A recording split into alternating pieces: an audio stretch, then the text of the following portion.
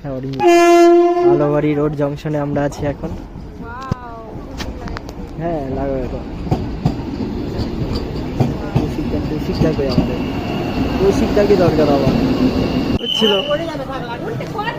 দাদার সঙ্গে ফাইনালি দেখা বহরমপুরে গিয়ে একদম অনেক খুশি আমি এত মানে। তোমার বাড়ি কোথায়?